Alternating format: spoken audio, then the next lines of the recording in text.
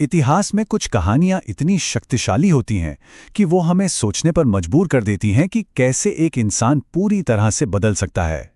आज हम एक ऐसे ही सम्राट की कहानी में उतरेंगे, एक ऐसे क्रूर विजेता की जो बाद में अपने समय का सबसे दयालु और प्रबुद्ध शासक बना। यही वो सवाल है जो इस पूरी कहानी की जड़ में है। आखिर ऐसा क्या हुआ होगा जिसने एक साम्राज्य के दिल और उसकी आत्मा को हमेशा के लिए बदल कर रख दिया? देखिए, अशोक की कहानी को समझने के लिए हमें पहले उस दुनिया को समझना होगा जिसमें वो पैदा हुए थे। हम बात कर रहे हैं मौर्य साम्राज्य की, भारतीय उपमहाद्वीप का पहला एकीकृत साम्राज्य, जिसकी नींव ही शक्ति, नियंत्रण और लगातार विस्तार पर रखी गई थी। ये साम्राज्य शुरू हुआ था 321 ईसा पूर्व के आसपास चंद्रगुप्त मौर्य के साथ, जिन्होंने सिकंदर के सेनापतियों को हराकर एक बहुत बड़े इलाके को एकजुट किया। उनके बेटे बिंदुसार ने इस विस्तार को और आगे बढ़ाया। तो जब अशोक सत्ता में आए तो उन्हें विरासत में एक जबरदस्त, शक्तिशाली और विशाल साम्राज्य मिला था। तो इतने बड़े साम्राज्य को चलाने का तरीका क्या था? वो था अर्थशास्त्र, जिसे चंद्रगुप्त के सलाहकार चाणक्य ने लिखा था। और ये सिर्फ कोई किताब नहीं थी, बल्कि शासन चलाने की एक बड़ी ही कठोर गाइडबुक थी।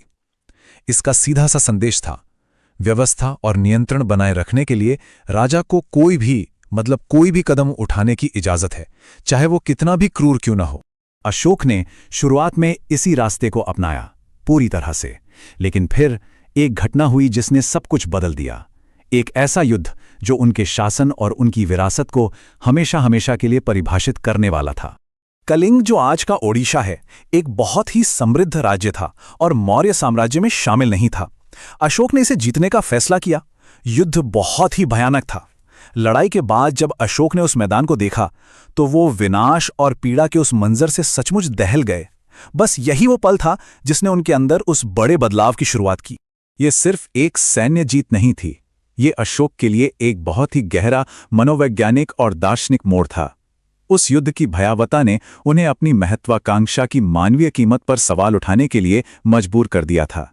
कलिंग के बाद अशोक ने अर्थशास्त्र के उस क्रूर यथार्थवाद को छोड़ दिया और शासन के लिए एक बिल्कुल नया, एक क्रांतिकारी दृष्टिकोण अपनाया। इसे धम्म के नाम से जाना गया। और सबसे दिलचस्प बात यह है कि धम्म कोई नया धर्म नहीं था। हाँ, ये सच है कि अशोक ने बौद्ध धर्म अपना लिया था, लेकिन धम्म एक नैतिक ढांचा था, एक मॉरल कोड था जिसे साम्राज्य के सभी लोग अपना सकते थे, चाहे उनका धर्म कोई भी हो। ये समाज को तोड़ने वाली नहीं, बल्कि जोड़ने वाली एक शक्ति थी। तो ये धम्म असल में दिखता कैसा था? खैर, ये इन मूल सिद्धांतों पर आधारित था। सभी के प्रति अहिंसा, सभी धर्मों के लिए सहिष्णुता, जो उस समय के लिए एक बहुत ही क्रांतिकारी विचार था, और साथ ही सामाजिक कल्याण पर पूरा जोर।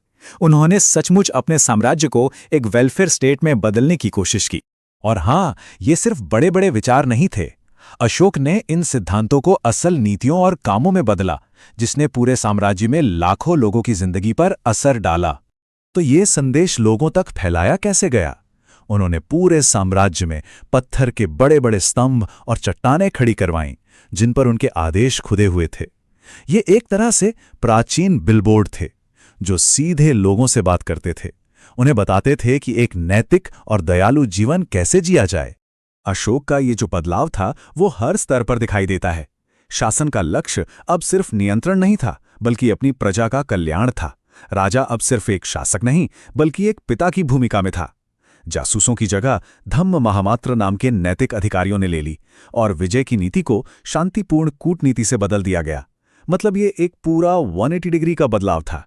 तो अशोक की इस असाधारण पारी का स्थायी प्रभाव क्या है, और ये कहानी आज भी शासकों और नागरिकों के लिए मायने क्यों रखती है? अशोक की कहानी से सबसे बड़ा सबक शायद यही मिलता है कि सच्ची शक्ति सिर्फ जीतने में नहीं होती, बल्कि करुणा में होती है। उन्होंने ये साबित किया कि एक शासक नैतिक जिम्मेदारी के साथ भी एक विशाल साम्राज्य पर बहुत ही कुशलता से शासन कर सकता है। एक ऐसी विरासत जो आज भी उतनी ही प्रासंगिक है। अब ये इतिहासकारों के बीच बहस का एक बड़ा विषय है कि क्या अशोक का ये प्रयोग अंत में उनके साम्राज्य के पतन का कारण बना? लेकिन उनका सवाल आज भी उतना ही बड़ा है। क्या नैतिकता और शक्ति एक साथ चल सकते हैं? ये एक ऐसा सवाल है जिसका जवाब शायद हर पीढ़ी को खुद ही देना होता है।